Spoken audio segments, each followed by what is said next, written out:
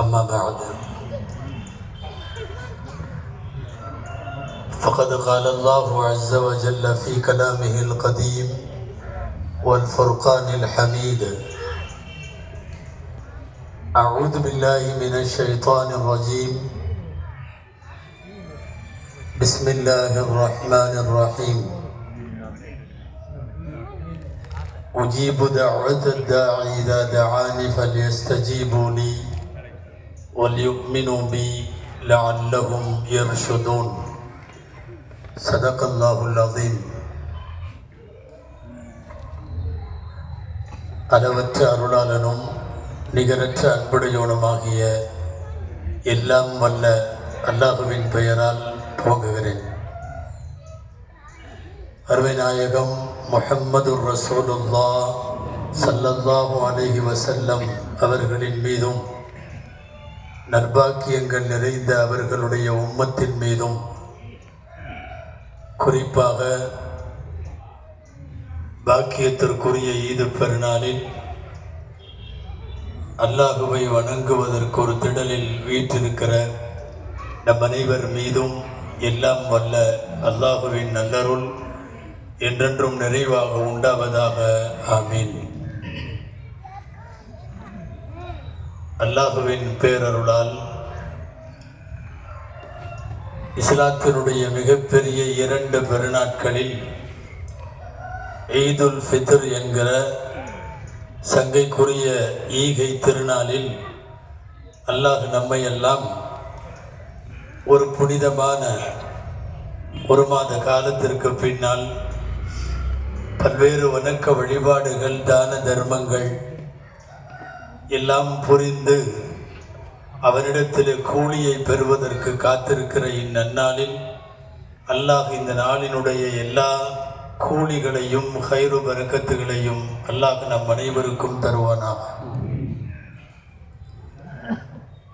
உலகத்தில் எத்தனையோ சமுதாயங்கள் பண்டிகைகள் கொண்டாடுகிறது.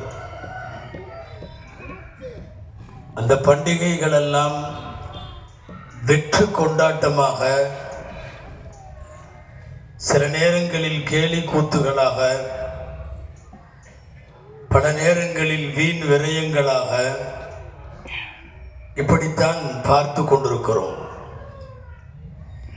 அர்த்தமுள்ள 2 பெருநாட்களை கொண்டது இஸ்லாமிய மார்க்கம்.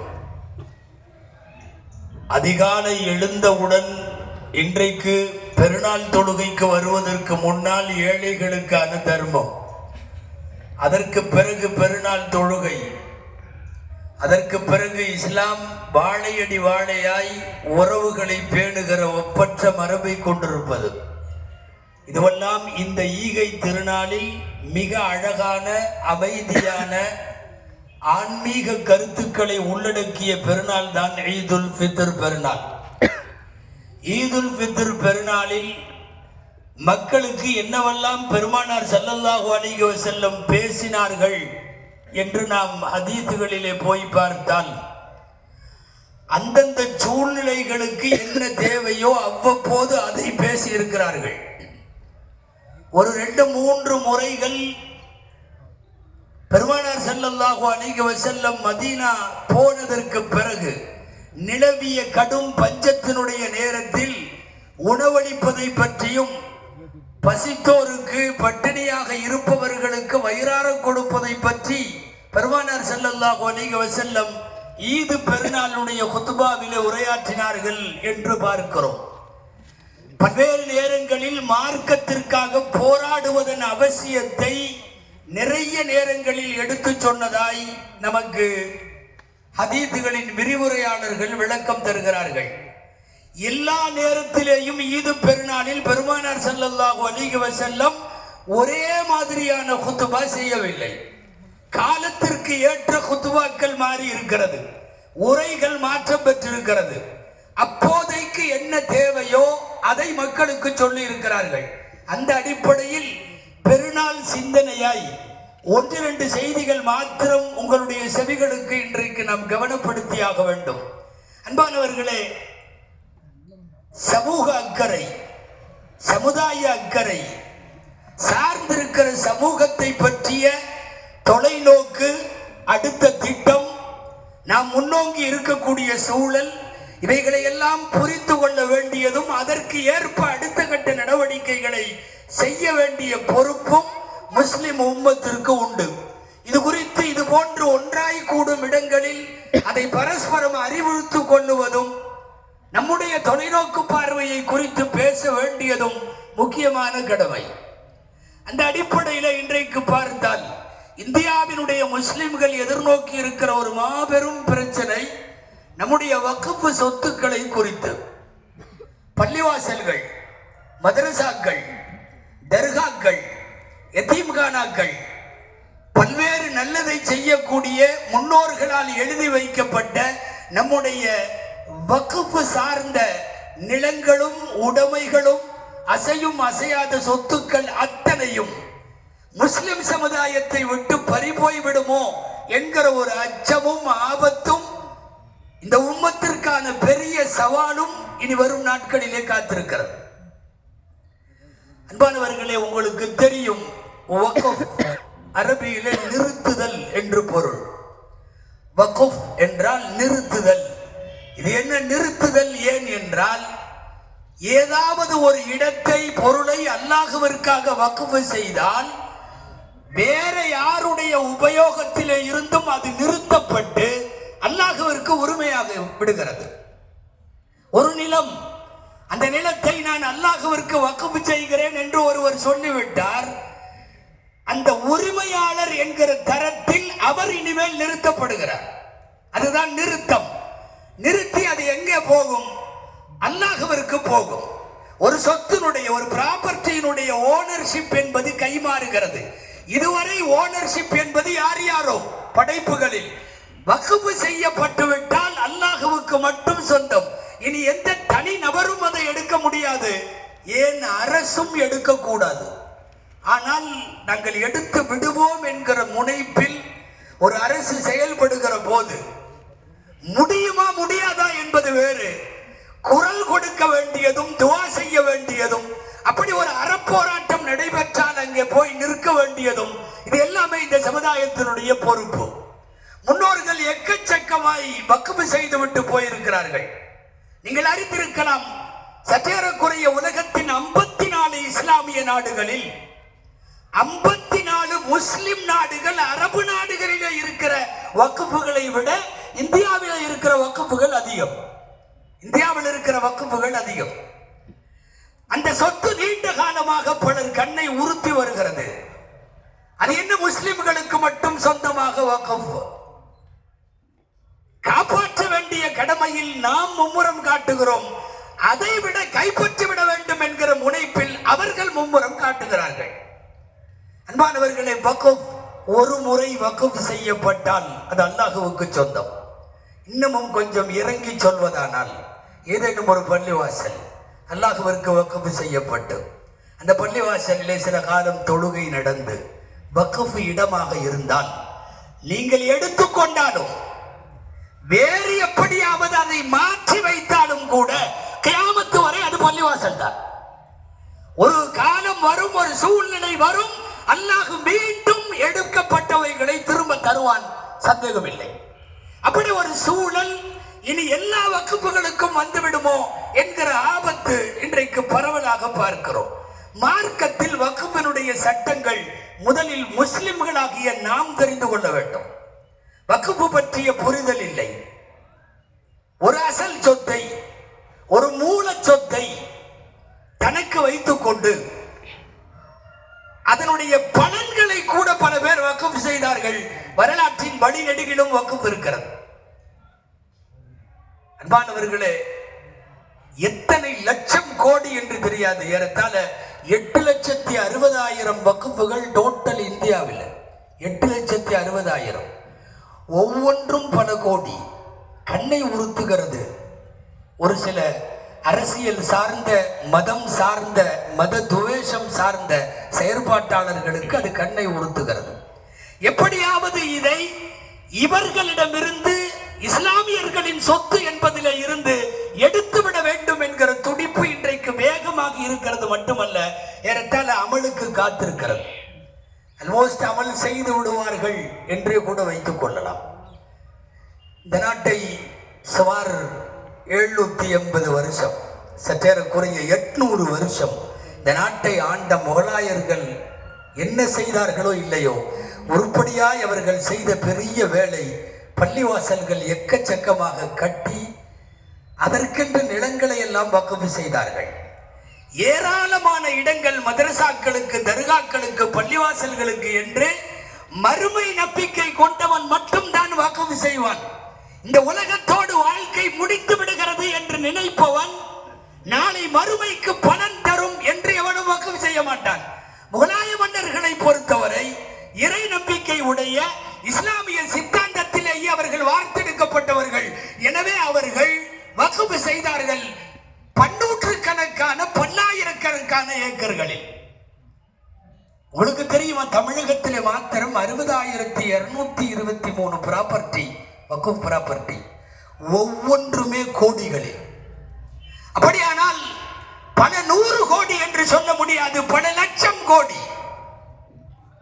யார் யாரோ வக்ஃப் செய்தார்கள். வக்ஃப் செய்தது பின்னாலே வரக்கூடிய அரசாங்கங்களுக்கு அல்ல, வக்ஃப் செய்தது பின்னாலே ஆளக்கூடியவர்களும் அல்லது மாவட்ட ஆட்சித் தலைவர்களும் அரசு அதிகாரிகளும் அல்லது அமைச்சகத்திலே பங்கேற்றிருப்பவர்களும் அவர்கள் இஷ்டத்திற்கு இதை எடுத்து செலவு செய்வதற்கு வக்ஃப் செய்யவில்லை. ஸல்லல்லாஹு அலைஹி வஸல்லம் சொல்லுவார்கள், இன்ன மிம்மா யல்ஹகுல் முஃமின பஅத வஃபாத்திஹி, ஒரு முஸ்லிம் அவன் வஃபாத்தானதற்கு பின்னால் கல்வி சார்ந்த செயல்பாடு கபருக்கு போகும், நல்ல குழந்தைகளின் நல்ல செயல்கள் கபருக்கு போகும், இவரால் உருவாக்கி வைக்கப்பட்ட குர்ஆன் கிதாபு புத்தகங்கள், மக்களுக்கு அறிவுத்தாகம் தீர்க்கிற பசிபோக்குகிற அந்த புத்தகங்கள் கபருக்கு போகும், கிணறு வெட்டி வைத்தான் அதன் நன்மை கபருக்கு போகும், ஒரு ஆற்றை ஏற்படுத்தி ஆற்றிலே நீர் ஓடவிட்டால் கபருக்கு போகும், ஏதாவது வழிப்போக்கர்களுக்கு சத்திரமோ மடமோ கட்டி வைத்தான் கபருக்கு போகும். வரிசையாய் ஒரு 7-8 செயல்களை பட்டியலிடுகிற பெருமானார் ஸல்லல்லாஹு அலைஹி வஸல்லம் மரணத்திற்கு பிறகு கபருக்கும் இவைகள் வரும் என்று சொன்னார்கள். அந்த நம்பிக்கையை ஆதாரமாக கொண்டுதான் உலகம் முழுக்க வக்ஃப், அதுவும் அந்தந்த ஊருக்கு நல்லா கூட கிடையாது, எங்கோ எழுதி வைத்து யாருக்கோ. உங்களுக்கெல்லாம் தெரியும், அகில உலகத்தினுடைய பெரிய இஸ்லாமிக் யூனிவர்சிட்டி அஸ்ஹரிலே இருக்கிறது. அஸ்ஹரிலே இருக்கிறது, கைரோவில ஜாமிஉல் அஸ்ஹர் என்றதற்கு பெயர். கிட்டத்தட்ட மாணவர்கள் பல லட்சம் பேர், உஸ்தாதுமார்கள் எக்கச்சக்கமாக, ஆசிரியர்கள் 25,000 ஆசிரியர்களும் சுமார் 5 லட்சத்திற்கு மேற்பட்ட மாணவர்களும் படிக்கிற அஸ்ஹர். நமக்கு ஒரு சந்தேகம் வரும், இவ்வளவு பிரம்மாண்டமான மதரசாவா, கல்லூரியா, எப்படி சம்பளம் கொடுக்குறாங்க, இதுக்கு எப்படி வருமானம் என்று நாம் நினைப்போம். நம்ப முடியாமல் போகலாம். நீங்கள் ஏறத்தாழ ஆசிய நாடுகள் அத்தனை நாட்டிலையும் அஸ்ஹருக்கு சொத்து இருக்கு. யாரோ முன்னாடி எல்லாம் ஒரு பேஷன் மௌத்தா போறப்போ என் சொத்துல என் பையனுக்கு இவ்வளோ, என் பிள்ளைக்கு இவ்வளோ, அஸ்ஹருக்கு இவ்வளோ எழுதி வைத்து விட்டு போய் விடுவார்கள். அஸ்ஹரின் சொத்துக்கள் மலேசியாவிலே இருக்கிறது. சுமத்ரா நதியின் படுகரை ஓரம் எல்லாம் இந்தோனேசியாவிலே சொத்து இருக்கிறது. பழைய இந்தியாவினோடு சேர்ந்த இலங்கையிலே ஜாமிஉல் அஸ்ஹருக்கு சொத்து இருக்கிறது. இன்னைக்கு வரைக்கும் அதனுடைய வாடகைகளும் வருமானங்களிலே தான் அஸ்ஹர் நடக்கிறது. நான் சொல்ல வருவது, உலகம் முழுக்க ஏதேனும் பள்ளிவாசல்களுக்காக, மதரசாக்களுக்காக செய்யப்பட்ட வக்ஃப் என்பது முஸ்லிம் சமுதாயத்தினுடைய பாட்டனார் சொத்து. இது நம்முடைய மூதாதையர்களின் உரிமை. இந்த சொத்துக்கு உரிமையாளன் அல்லாஹு தஆலா. அவனை தவிர வேறு யாருக்கும் இந்த வக்ஃப் சொத்து தாரை வார்க்கப்படக்கூடாது. எடுத்துவிட துடிக்கிறார்கள் என்பதை நாம் கவனத்தில் கொள்ள வேண்டும். சொத்து முழுக்க முழுக்க அல்லாஹ்வுக்கு சொந்தமானவை. பொதுவாக ஃபிக்ஹ் என்கிற மார்க்க சட்டங்களில் இப்படியெல்லாம் கூட எழுதி வைத்திருக்கிறார்கள். யார் யார் எதுக்கு வக்ஃப் செஞ்சு எழுதி வச்சாங்களோ அதுக்கு மட்டும்தான் யூஸ் பண்ண முடியும். ஒரு பள்ளிவாசல், யாரோ ஒருத்தர் பள்ளிவாசல் பாயின்னா அந்த பாய்க்கு மட்டும் தனி வக்ஃப் இருக்கு, அது செயல்பாடு இருக்கு, அந்த பள்ளியில் தொழுகைக்கு மட்டும் தான் எடுக்க முடியும். இல்ல எங்களுக்கு இந்த பள்ளியில வேணும்னா வேற ஒரு பள்ளிக்கு தான் தர முடியும். முடியும், வேற யாருக்கும் தூக்கி கொடுக்க முடியாது. பைத்துல் முகத்தஸினுடைய விளக்குக்கு எண்ணெய் ஊற்றுவதற்காக நிறைய பேர் வக்ஃப் செஞ்சாங்க ஒரு காலத்தில். இன்னைக்கு வரைக்கும் என்ன தெரியுமா, மின்சாரம் கண்டுபிடிக்கப்பட்ட காலத்தில் எண்ணெயிலிருந்து கரண்ட் பில்லுக்கு மாறி இருக்கு. ஆனால் அந்த வக்ஃபில் எண்ணெய்க்கு எழுதப்பட்டால் எண்ணெய் மட்டும்தான் ஊத்தணும். அதே பள்ளிவாசலுக்கு அந்த காசுல பாய் வாங்கி போட முடியாது, அந்த காசுல வேற ஏதாவது செய்ய முடியாது. எதற்காக வக்ஃப் செய்தார்களோ அதற்கு மட்டும்தான். ஆனால் கையகப்படுத்த நினைக்கிற அரசுகள் வக்ஃபினுடைய இடத்தை, சொத்தை கையில் எடுத்தால் அது என்ன மாதிரியாக அவர்கள் மாற்றுவார்கள் என்பது நாம் சொல்லி தெரிய வேண்டியதில்லை. வக்ஃபுக்குள்ள இவ்வளவு சட்டங்களும் அதற்கான விளக்கங்களும் இருக்கிறது. ஆனால் இந்த நாட்டினுடைய முஸ்லிம்களுக்கான பல்வேறு விதமாக தரப்பட்ட ஓர வஞ்சனைகளின் வரிசையில் நாம் இப்போது இந்த வக்ஃபிற்கு ஒரு பலத்த சேதத்தை பார்த்து கொண்டிருக்கிறோம். ஒரு முன்மாதிரி மசோதாவெல்லாம் தாக்கல் செய்யப்பட்டு 31 பேர் கொண்ட குழுவெல்லாம் போடப்பட்டு ஒன்றிய அரசு வக்ஃப் சட்டத்தை கொஞ்சம் அல்ல நன்றாகவே திருத்த பார்க்கிறது.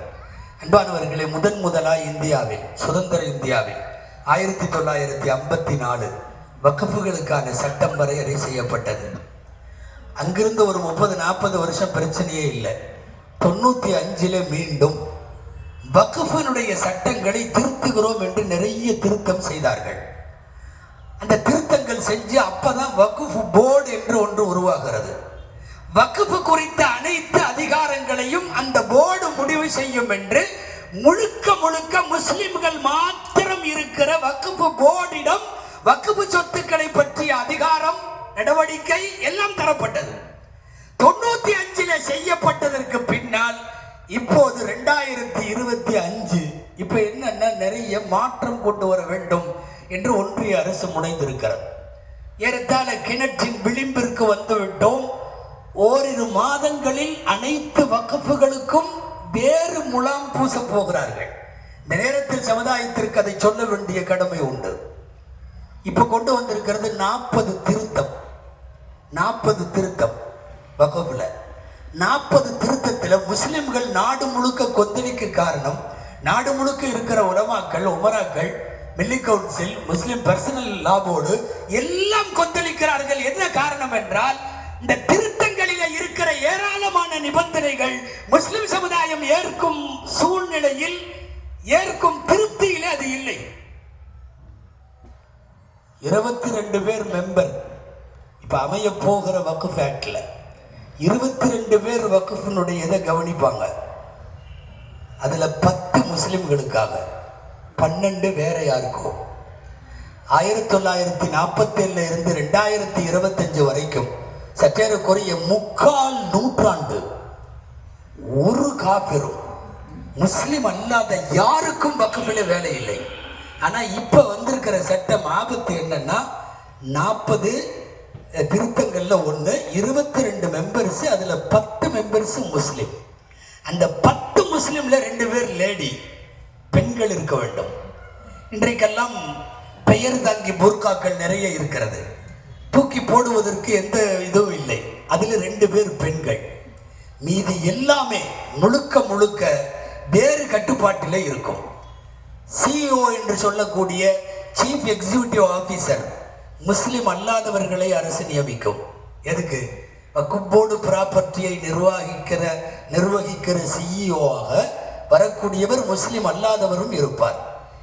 எங்கேயாவது ஒரு இடத்தில் பிரச்சனை வருகிறது, யாராவது வந்து இது மசூதி அல்ல, இது எங்களின் வழிபாட்டு தலம் என்று வந்தால், முஸ்லிம்கள் அந்த இடத்துல இல்லை, இது நாங்கள் 200 வருஷமாக இது எங்கள் பள்ளிவாசல் என்று சப்தம் போட்டால், ஒரு பிரச்சனை வருகிற போது இப்ப புதுசா இருக்கிற வக்ஃபினுடைய ஆக்ட் என்ன சொல்லுது தெரியுமா? பிரச்சனையின் இறுதி முடிவை மாவட்ட கலெக்டர் எடுப்பார். முஸ்லிம்கள் எடுக்க முடியாது. உலமாக்களோ, காசிகளோ, முஸ்லிம் சமுதாயத்தினுடைய ஆளுமைகளோ இவங்கெல்லாம் எடுக்க முடியாது. ஒரு ப்ராப்பர்ட்டியை பள்ளிவாசலா இல்லையா என்பதை முடிவு செய்கிற இடத்தில் அந்த அதிகாரத்தில் கொண்டு வந்து மாவட்ட கலெக்டர் அமர வைக்கப்படுகிறார். இப்படிப்பட்ட பேராபத்துகள் எல்லாம் வரவிருக்கக்கூடிய வக்ஃப் ஆக்ட்ல வருகிறது என்பதைத்தான் கூவி இந்த நாட்டில் இருக்கிற எதிர்க்கட்சிகள் எல்லாம் சொல்லி பார்த்தார்கள். ஆனாலும் விஷயம் விபரீதமாகி கொண்டே போகிறது. அநேகமாய் அதை நிறைவேற்றுவார்கள். நல்ல தெளிவா சொல்றதுன்னா கட்சி பெயர்களும் தலைவர்களும் அவர்களும் இவர்களும் என்று எந்த பெயர்களும் நாம் குறிப்பிட போவதில்லை. பொதுவாக நமக்கு தெரியும் இன்னைக்கு என்ன மென்டாலிட்டியில வக்ஃப் சட்டம் அணுகப்படுகிறது என்றால், நம்ம ஆளுகை இல்லாம இந்தியாவில் ஒரு துறை இருக்கக்கூடாது, நம்ம ஆளுகை இல்லாம ஒரே ஒரு டிபார்ட்மெண்ட் மட்டும்தான் இருக்குது, எல்லாத்திலையும் நம்ம ஆளுக இருக்காங்க என்று சில பேர் உட்கார்ந்து யோசிக்கிறார்கள். நமக்கு புரியும்,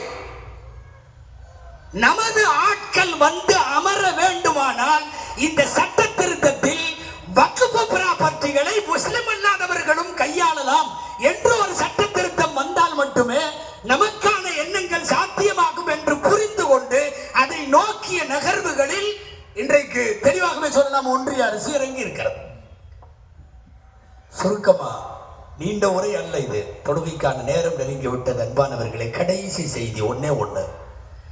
நம்ம போராட்டம் எல்லாம் பண்ணலாம், கண்டன ஆர்ப்பாட்டம் எல்லாம் நடத்தலாம். இப்போ கூட வர்ற 13ஆம் தேதி தமிழகம் முழுக்க அத்தனை மாவட்டங்களிலும் முஸ்லிம்கள் ஒன்று திரண்டு இந்த வக்ஃப் ஆக்டுக்கு எதிராக இங்கே இருக்காங்க.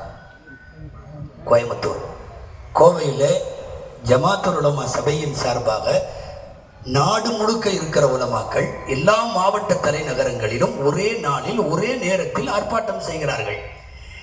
நம்ம ஆர்ப்பாட்டம் எல்லாம் செய்யலாம், குரல் கொடுக்கலாம். ஓப்பனா சொல்றதுன்னா ஒரு 5 வருஷம் அல்லது 10 வருஷம் அன்பானவர்களே, வக்ஃப் சொத்துக்கள் எதுவும் நம் கையிலே இருக்காது. யதார்த்தம் அதுதான். சட்ட முன்வடிவை கொண்டு வருவதற்கான எல்லா ஏற்பாடும் தயார். அவர்கள் இதுக்கு ஒரு குழு அமைக்க போறோம்னு போடுறப்பவே சட்டம் எல்லாம் ரெடி ஆயிடுச்சு அவங்கள்ட்ட. அது அஜெண்டா கிளீனா பாஸ் ஆயிரும். அப்ப என்னன்னா ஒரு 5-10 வருஷத்துக்குள்ள கண்ணுக்கு தெரிகிற எந்த வக்ஃப் நிலமாக இருந்தாலும் அதை எடுத்துக்கொள்வார்கள் என்பது மட்டும் நன்றாக தெரிகிறது. முஸ்லிம் சமுதாயம் செய்ய வேண்டியது என்ன? ரெண்டு வேலை செய்யணும். நான் அதை மாத்திரம் சொல்லி முடிக்கிறேன். ஒண்ணு, நம்மிடத்தில் இருக்கிற ஏராளமான பள்ளிவாசல்கள் மற்றும் மதரசாக்களுக்கு ரெக்கார்டே இல்லை, வக்ஃப் தான். நம்மள்கிட்ட எந்த ஆவணமும் இல்லை. நிறைய இடங்களில் வடமாநிலங்களில் நடப்பது என்னன்னா, உன்கிட்ட டாக்குமெண்ட் சரியில்லை, நீ இதை ஒப்படைச்சது இது பள்ளிவாசல் இல்லை என்றுதான் மூடி இருக்கிறார்கள். எனவே டாக்குமெண்ட் வைஸ் பள்ளிவாசல்கள் ஆனாலும் மதரசாக்கள் ஆனாலும் ஆவணங்களை சரி செய்து வைக்க வேண்டும்.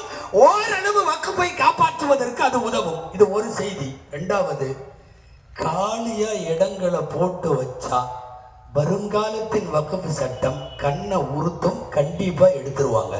தயவு செய்து காலி நிலங்கள் எல்லாம் இஸ்லாமிக் ஸ்கூல்களாய், இஸ்லாமிய காலேஜுகளாய், அரபி மதரசாக்களாய், தேவைப்படுகிற பள்ளிவாசல்களாய், பெண்களுக்கான மதரசாக்களாய், காலி இடமெல்லாம் இஸ்லாமிய சமுதாயத்தின் கல்வி நிலையமாக மாற வேண்டும் என்கிற ஒரு முனைப்போடு ஒவ்வொரு ஊரிலேயும் இருக்கிற முஸ்லிம்கள் அவரவர்கள் காலி இடங்களை ஓரளவு கல்வி நிலையமாக்கி வைத்து விட்டால் கை வைப்பதற்கு கொஞ்சம் தயக்கம் வரும். நீங்கள் ஒன்றும் இல்லாமல் இந்த 100 ஏக்கர் எங்களது, இங்க 200 ஏக்கர் எங்களது என்று காலியாக வைத்திருப்பது அநேகமாய் வருங்காலத்தில் நமக்கு கிடைப்பதற்கான வாய்ப்பில்லை.